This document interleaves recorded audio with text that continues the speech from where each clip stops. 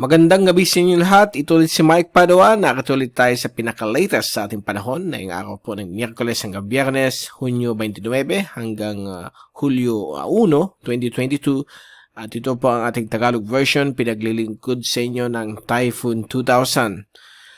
At ito po yung ating graph sat. Kitang-kita po natin na yun na mayroon tayong dalawang weather system at isa nito ay naging ganap na bagyo na po kaninang umaga o early morning ba.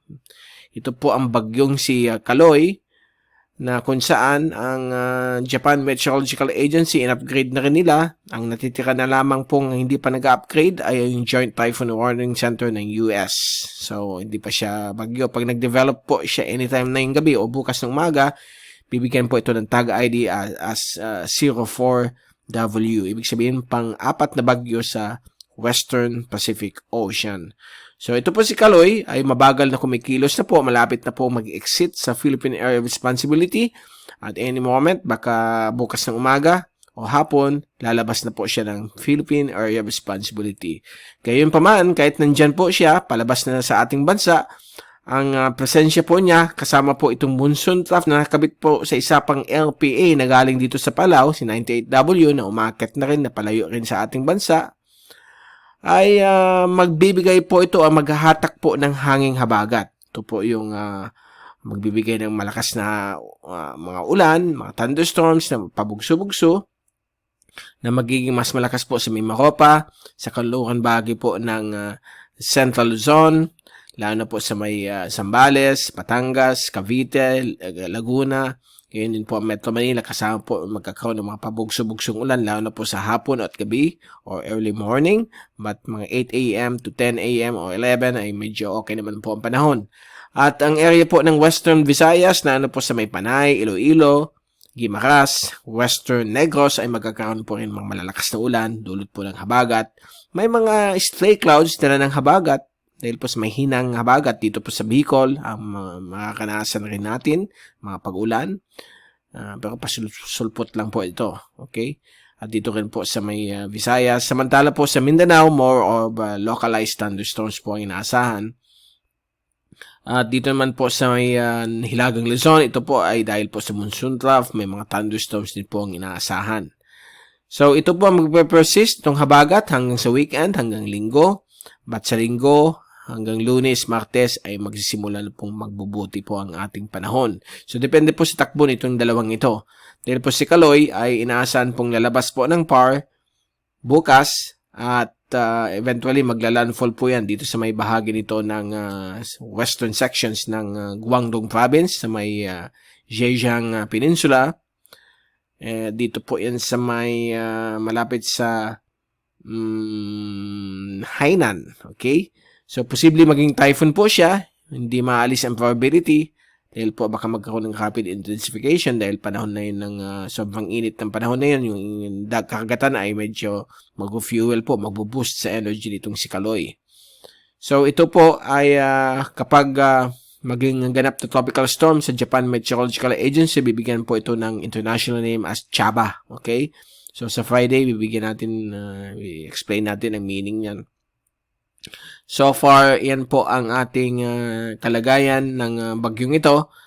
At hindi po tayo nag-i-issue ng advisories since palabas na po siya ng PAR. Nagbibigay lang tayo ng advisories at mga tracking kapag may threat po sa ating bansa. So, mag-refer na lang po sa tracking ng Pag-asa as well as at iba't ibang computer models and sa mga iba-ibang weather agencies tulad ng Japan Meteorological Agency, JMA at JTWC, Joint Typhoon Warning Center ng USA.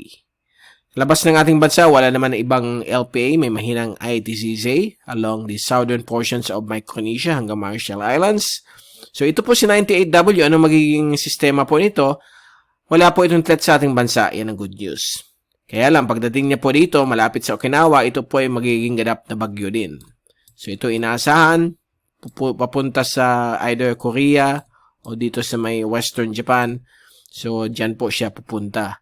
But again, kombinasyon nitong dalawa hanggang linggo ay magpapatuloy ang paghatak ng habagat. So, expect na natin pabugso-bugsong ulan. So, mag-ingat po sa mga low-lying areas na posibleng magkaroon ng mga pagbabaha at mga pagguho ng lupa. at mga possible po lahar, lalo na po sa may slopes ng Mount Bulusan o Bulusan Volcano. May mga possible pong lahar flows dyan. So mag-iingat po kayong lahat dyan. At sa mga low-lying areas, hazard-prone areas ng Central at Northern Luzon. Gayon din po sa may Western Visayas, may Mimaropa. So mag-iingat po kayong lahat dyan. Sa Pangasinan din, flood-prone areas yan pag manahon ng habagat. So mag-iingat po dahil po umabagal ang pagkilos ni Kaloy. So patuloy pa rin mga pabugso-bugsong ulan in the next few days hanggang sa Sabado-Linggo. Baka Linggo, mag-okay na po ang panahon. But nandyan pa rin mga thunderstorms sa hapon dahil normal po yan sa tropical climate natin sa Pilipinas. Okay, so yan po. Ang mga mangingisda, bawal munang pumalaot dahil malakas po ang hangin dala ng habagat at sa nasa sirkulasyon po ng bagyong si Kaloy at posibleng napakalaki po ng mga alon dito. Kaya din po sa may Calayan Island Group at ibang isla po sa Spratlys. Ito po yung zoom-in satellite. Ito po yung fast animation. So nakita po natin, galing po ito sa Wisconsin, University of Wisconsin Tropical Cyclone page. So yan po. Unti-unti na pong bumubuti po ang sirkulasyon nitong si Kaloy. At baka maging tropical storm Chaba ito within the next 24 hours. At ayan po yung habagat, nakaka-affecto pa rin. At ito yung LPA na isa na posibleng maging bagyo sa loob ng mga ilang araw. Okay, baka Friday o Sabado. Pero akyat po ito pataas. Wala po tayong problema dyan. At yung isa, pupunta rin dito. So yan ang good news. At sa zoom-in satellite animation, simula alas 4 o alas 5 ng hapon hanggang na yung alas 10 na po, ay nakita po natin nandiyan pa rin mga thunderstorms. Meron nabubuo dito sa may Pulilio, sa may Kabikulan, may papalapit po sa may Camarines Sur. So, lalo na sa may western sections like Pasakaw, may mga ulan po dyan, dala ng habagat. Panandalian lang, dadaan lang naman po yan. At dito rin po sa may Visayas, mga local thunderstorms naman po yan. At Mindanao, pero dito, yan, may mga ulan-ulan pa rin tayong makakanasan. Okay, sa labas ng ating bahay, nakinig natin ulan. Ito na po yung ulap na nakikita natin. Pag ilagyan natin infrared, ito na po yun. Okay, kung i-zoom natin, so yan po. Kita nyo dyan ang nakalagay Naga. So, pinapagalaw nating animation.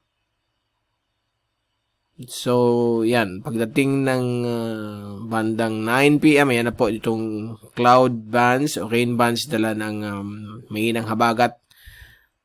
Magpapaulan sa Naga na yung gabi. But next, ano lang yan, I mean, the next few hours lang, mga 30 minutes, or huwag naman pong tumagal. Okay? At ito yung tracking ng Pag-asa, track and intensity forecast ni Kaloy. At nakikita po ninyo na tropical depression pa po siya. So, bukas po ng early morning o hapon o umaga, lalabas na po siya ng PAR. At pagdating ng Friday ng hapon, magiging tropical storm. At tropical storm lang forecast nila hanggang maglandfall sa may Zhejiang Peninsula sa area po ng Western Guangdong, Southern China. At dito rin po sa may northeastern portion ng Hainan, dadaan pong malapit itong si Kaloy. Tandaan po natin, itong tracking ng forecast ng Pag-asa ay nagbabago po yan every 6 hours. So, hindi pa po ito ang final. Focus lang po tayo sa for the next 24 hours. Dito lang po. Dahil ito po ay malakas. Dahil ito po ay mataas ang probability na dyan po siya dadaan. But yung mga forecast na tulad dito ay medyo uncertain pa po yan. Pagdating sa forecast models, so ito po lahat ng computer models except for one. Ito po yung Canadian model ang nagpapakita maglalandfall po sa Fujian province sa east ng Hong Kong. So hindi na natin gagamitin yan. Most likely dito po siya maglalandfall over Hainan at Western Guangdong sa may Zhejiang Peninsula. So, maapektuhan po ang Hanoi, Vietnam dahil pupunta po sa Northern Vietnam. Yung remnants niya, baka magbigay po ng napakalakas na ulan sa bahagi niyan ng Asia. So, mag-iingat lang po mga kababayan natin dyan sa may Western Guangdong, sa may Southern China dahil po papalapit po dyan ngayong weekend ang bagyong si Kaloy. Sa forecast sa ulan, sa susunod na 3 hanggang 4 na araw, hanggang linggo na po ito para makita ninyo kung ano magiging weather situation.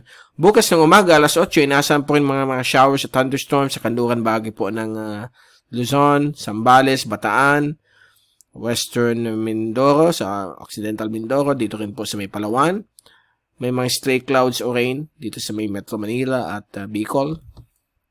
Subalit bukas ng hapon, inaasahan pong buong Pilipinas, may mga thunderstorms na naman po, mga ulan na inaasahan. Biyernes ng morning, lalong mas malakas ang habagat, so may mga pabugso-bugsong ulan sa kanluran bahagi po ng Luzon, may Maropa, kasama po ang Metro Manila, may mga padaan-daan rin po ng ulan, mga light rains, minsan malalakas na ulan pag may thunderstorms sa Kabikulan, at Western Visayas din, Zamboanga Peninsula. Biyernes ng hapon, halos buong bahagi ng ating bansa may mga localized thunderstorms, dala ng habagat at yung mga local convection. Sabado ng hapon, ay ng umaga, ayan na po, lumalayo na po yung dalawang system, so ang habagat ay unti-unti nagiging dry.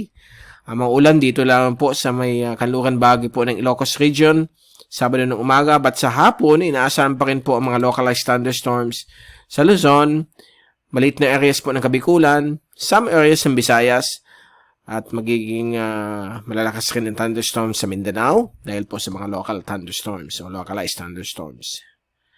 And Sunday ng umaga, much better po ang panahon, although may mga showers at thunderstorms pa rin mula sa habagat. Affected ang western seaboards ng Ilocos provinces. And dito rin po sa may Pulilio at eastern seaboards ng northern Quezon, Aurora area. But okay na po ang panahon sa Sunday. Sa hapon, ang mga thunderstorms lamang ay nasa hilagang Luzon at ibang portions po ng gitnang Luzon. Hindi masyado po sa southern Luzon kasamang Metro Manila, although may mga showers din inaasahan. Dito rin po mga local thunderstorms sa Visayas at magiging mas mataas ang chances po sa may Mindanao. That will be on Sunday, July 3. Okay? So, yan po ang ating panahon. Ay, by the way, kalimutan natin i-mention, ang Batanes, Babuyong Cubao Islands ay mayroon pa rin mga ulan, malalakas na thunderstorms dulot po ng habagat. Sa buntot po yan, itong C98W na posibleng maging bagyo rin sa loob ng 4 na araw.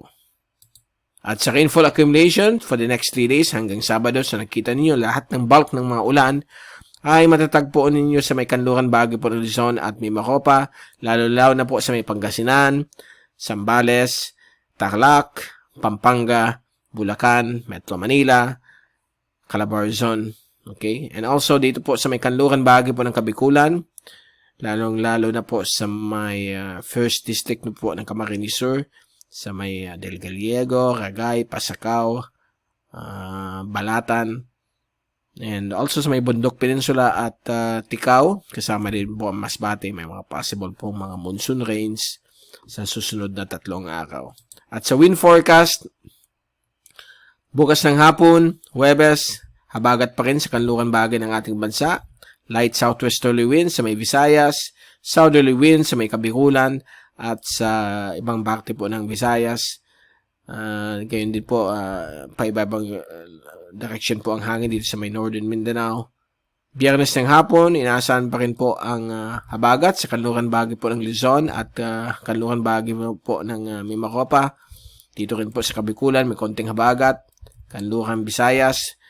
The rest of Visayas, variable winds with light winds from the south o galing timog. Gayon din po sa Mindanao, medyo kalmado hanggang variable winds. Sabado ng hapon, magiging mahinang hangin na lamang po sa may Mimaropa mula sa timog. Variable winds sa may Visayas with calm conditions, mostly sa hapon or early morning. Gayon din po sa Mindanao. Southerly winds over the Bicol region, kumaga ano lang po ito, mahina. At ito sa Ilocos region, sa western seaboard, medyo malakas pa rin yung habagat. And sa linggo ng hapon, inaasahan po unti-unting hina na po ang habagat, although may habagat pa rin sa western seaboards po ng Ilocos region at sa Batanes. light winds mula sa timog, sa Kabikulan, at Palawan, while kalmado hanggang variable winds sa Visayas at sa Mindanao. So far, yan po ang ating forecast hanggang linggo. At bago tayong paalam, ito yung Global Tropics Hazards and Benefits Outlook ng Climate Prediction Center ng NOAA. Valid for the next 2 weeks. Issued every Wednesday. So for week 1, valid July 29 to July 5. Inaasahan pa rin po ang above average rainfall sa Luzon dahil po sa habagat. At itong high confidence ng isang bagyo, ito na po si Kaloy. At ito naman pong 50% o medium confidence sa may east of Northern Luzon o sa may east ng Batanes, Taiwan area. Ito na po si magiging bagyo. Nasa east ng Aurora na yun. But ito yung si 98W. So, posibleng maging bagyo dahil po sa dalawang computer models, yung European at American, magiging ganap na bagyo po siya within the next 2 to 3 days. Mindanao at Visayas, hanggang July 5, magiging below average ang rainfall. So, more of a local thunderstorms lamang po, mga localized. Sa ikalawang linggo, valid July 6 hanggang July 12, ay magiging okay na po ang panahon sa Pilipinas. Balik sa normal, tropical weather. Magandang panahon sa umaga, hapon, o early evening, may mga thunderstorms.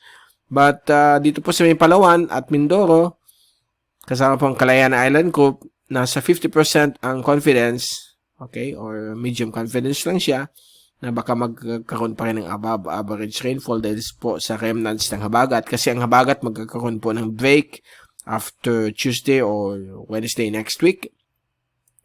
And dito naman po sa may east of Mindanao, sa may Palau, sa may Micronesia hanggang Marshall Islands, south of Guam, ay magkakaroon po ng above average rainfall. Ito po ay dulot po sa paglakas po ng intertropical convergence zone at easterly winds na common po kapag meron po tayong La Nina phenomenon. Kasi na yun, meron pa rin tayong La Nina. Sa next video natin, baka ipakita natin sa inyo kung anong latest sa La Nina sa last quarter ng June, kung kumusta na ang intensity ng La Nina phenomenon. Okay, so far yan po ang ating pinaka-latest. Abangan natin ang pinaka-new updates sa ating panahon sa website, typhoon2000.ph. Activated na po yung bago at new website. At also, huwag niyong kalimutan na mag-subscribe sa ating channel, MrTyphoon.tv or youtube.com/MrTyphoon. I-click ang notification bell para updated kayo sa mga bagong videos. At sa ating Facebook page, MrTyphoon.com or facebook.com/MrTyphoon para sa mga videos din at daily weather analysis na pinopost natin, yung GraphSat. Okay? At sa Biyernes, babalik ulit tayo. Hanggang sa muli, ito si Mike Pado ang papaalam. Mag-ingat po tayong lahat. #WeatherWiser at maraming salamat po sa pagpanood nyo sa aking channel.